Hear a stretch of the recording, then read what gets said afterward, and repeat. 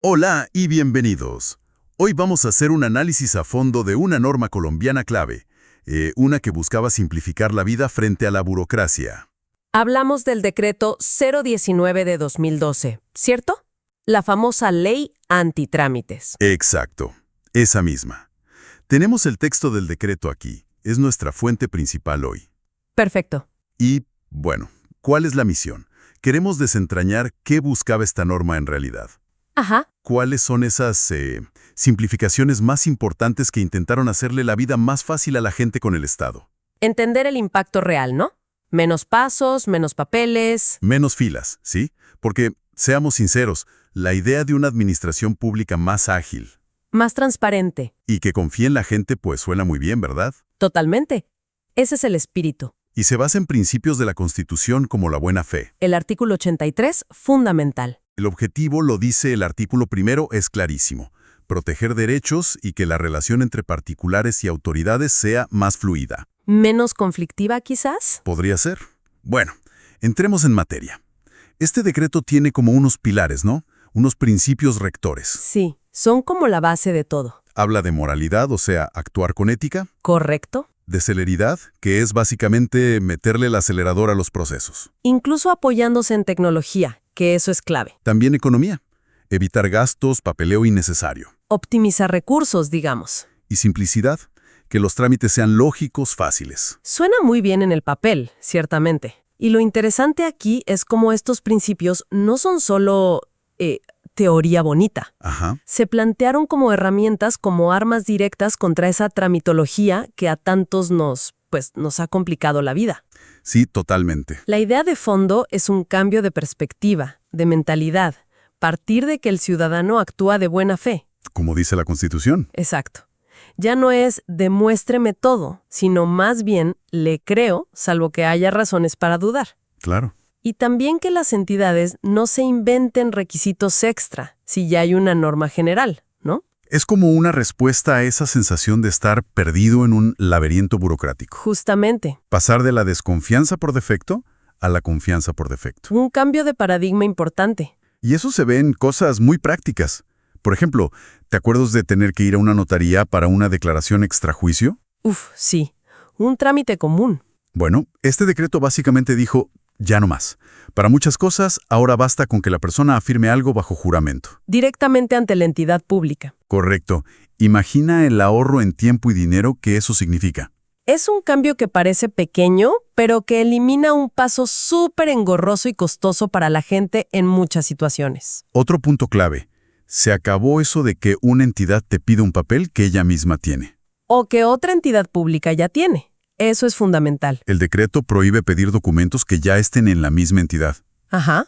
Y más importante, impulsa a que con el tiempo y la tecnología, las entidades compartan información entre ellas. Que no sea el ciudadano el mensajero entre oficinas del Estado. Exacto. Ese es un paso clave hacia la interoperabilidad. Que las bases de datos se hablen, Claro. para que la gente no tenga que repetir información o llevar papeles de un lado a otro. Aunque la implementación de eso debe ser un desafío enorme, ¿no? Tecnológico, de coordinación. Gigante. Pero la dirección que marca el decreto es la correcta, sin duda. Y hablando de papeles, ¿quién no ha perdido tiempo buscando un recibo viejo para poder hacer un pago nuevo? Típico. El decreto también le puso un freno a eso. Prohíbe exigir comprobantes de pagos anteriores como requisito para pagos actuales. Salvo excepciones lógicas, claro. Seguridad social, servicios públicos si hay deudas. Exacto, tiene sentido. Es una medida de puro sentido común que elimina una barrera a veces absurda. Se presume que estás al día y ya, sin cargar con el archivo histórico. Correcto. También hay un respiro para los errores pequeños. Si te equivocabas en una letra, un número en un formulario, Antes te podían rechazar todo el trámite por eso. sí. Ahora la norma dice que si son errores menores que no afectan lo esencial, Como un error de digitación en el nombre, pero se sabe quién es. claro, el funcionario debe poder corregirlo o pedir la aclaración sin empezar de cero. Menos rigidez innecesaria, más flexibilidad. Y otro golpe a la burocracia clásica, la presunción de autenticidad. Ah, eso es interesante. se presume que los documentos de un funcionario público son auténticos. Y lo mismo aplica para muchos documentos privados, ¿verdad? Sí, correcto. Esto elimina la necesidad de ir al notario a autenticar firmas o copias en un montón de casos. No en todos, claro. Habrá excepciones para cosas delicadas, como poderes especiales. Obvio, pero reduce mucho esa vuelta al notario. Y esto se conecta con lo de la buena fe, ¿no? Totalmente. Se asume que el documento es genuino. Se invierte la carga. Antes tenías que probar que era auténtico. Ahora se presume auténtico, salvo prueba en contrario o en casos que la ley sí pida más formalidad. Exacto. Además, se impulsó que los formularios oficiales fueran gratis y estuvieran en línea. Accesibilidad. Y otro trámite que desapareció fue la denuncia por pérdida de documentos para pedir un duplicado. Salvo para documentos de identidad de Fuerzas Armadas o seguridad, creo. Sí, esas son las excepciones. Para el resto, bastaría una declaración jurada de la pérdida. Todas estas medidas generales en conjunto buscan un efecto acumulativo. Claro. Menos filas, menos costos, menos tiempo perdido para ciudadanos y empresas. Se ve el empuje hacia la tecnología como herramienta clave. Definitivamente. Desde consultar registros públicos hasta la verificación electrónica de identidad. De eso seguro hablaremos más. Justamente, a eso vamos. Hablemos de identificación y certificados. Ahí hubo cambios que tocaron el día a día de muchísima gente. Sí, temas sensibles. Uno de los más llamativos fue decirle adiós, como regla general, a la huella dactilar física en los papeles. La huellita de tinta, sí. Esa misma. La idea era reemplazarla por algo más moderno, más seguro. La captura electrónica. Exacto. La captura electrónica de la huella y verificarla al instante contra las bases de datos de la registraduría. Poner el dedo en un lector digital, básicamente. Ajá. Aunque, ojo, el decreto mantuvo excepciones importantes. Donde sí se podía seguir pidiendo la huella física o la biométrica era obligatoria. Pues en trámites bancarios, en entidades públicas, temas de pensiones, escrituras notariales, pasaportes, cédulas de extranjería. O sea, en trámites de alta sensibilidad o seguridad. Correcto. Pero la tendencia general fue hacia lo digital. Es un cambio significativo. Apunta a mayor seguridad porque compara con una base central. Y, en teoría, a más agilidad. Aunque eso depende mucho de la infraestructura tecnológica que haya en cada sitio, ¿no?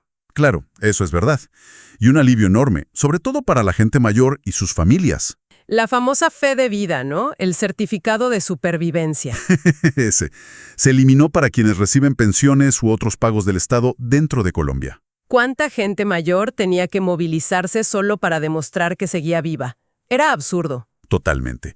El decreto ordenó que esa verificación se hiciera internamente. Cruzando información con las bases de datos del registro civil. Exacto. Un ejemplo clarísimo de cómo el Estado puede usar su propia información para no molestar al ciudadano. Para los colombianos en el exterior el proceso es diferente y ha tenido ajustes después, pero la intención de simplificar también estaba ahí. Y otro documento que pasó a la historia fue el certificado judicial físico, el pasado judicial. Ya no hay que ir a pedir ese papel. No. El decreto habilitó la consulta en línea de los antecedentes judiciales. ¿Quién puede consultar? Las entidades públicas que lo necesiten o particulares autorizados, directamente en las bases de datos oficiales. Estas transformaciones en identificación y certificados son cruciales. Sí, impactan mucho. Significan menos desplazamientos, menos trámites presenciales y un uso más inteligente de la tecnología para validar quién es quién. Es parte esencial de la modernización del Estado en su relación con la gente. Sin duda. Ahora, veamos cómo esta filosofía antitrámites aterrizó en sectores específicos. Empecemos por salud, que es un área donde la burocracia puede ser, particularmente frustrante. Y a veces hasta peligrosa, lamentablemente. Totalmente de acuerdo. Un cambio importante fue establecer que las autorizaciones de servicios médicos... Y las aseguradoras, las EPS. Exacto. Esas autorizaciones deben tramitarse directamente entre ellas. Ya no pueden poner al paciente a dar vueltas con papeles para conseguir una autorización. ¿No? Y pusieron un plazo máximo, 5 días hábiles. Eso buscaba quitarle al paciente, que ya bastante tiene con su salud, esa carga administrativa. Ser el intermediario entre el médico y la aseguradora. Un paso lógico. Aunque bueno, la realidad de su cumplimiento ha sido un tema de debate constante. Me imagino. También se simplificó el trámite de las incapacidades médicas y las licencias de maternidad o paternidad. ¿Cómo quedó eso? La idea es que el trabajador le entrega la incapacidad a su empleador. Ajá. Y es el empleador quien hace todo el trámite ante la EPS para el reconocimiento y pago. El empleado se desentiende de esa parte. Correcto. De nuevo, la lógica es reducir los pasos para el ciudadano, en este caso el trabajador, Centralizando la gestión en el empleador. que ya tiene una relación administrativa con la EPS. Tiene sentido. Hubo intentos de ponerle tiempos a las citas médicas, para medicina general u odontología, ¿Qué tiempos pusieron? que la asignación no debería tardar más de 3 días hábiles desde que se pide. ¿Y que se debería poder pedir por teléfono o No, no. internet? Sí, para especialistas quedó pendiente una reglamentación más detallada. Poner plazos máximos siempre es complicado en sistemas de salud con mucha demanda, pero la intención era clara. Combatir las esperas excesivas para la atención básica. Correcto. Y con los medicamentos del POS, del Plan Obligatorio de Salud, También hubo cambios. se ordenó que la entrega debía ser completa e inmediata. ¿Y si no tenían todo en la farmacia? Si por alguna razón excepcional no estaba todo, debían coordinar para entregarlo a domicilio en máximo 48 horas.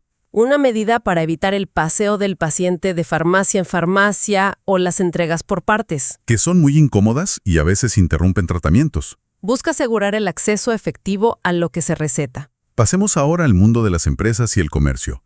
Aquí también hubo movimientos para simplificar. Uno grande fue la creación del RUES. El Registro Único Empresarial y Social. ¿Qué integra exactamente el RUES? Buena pregunta.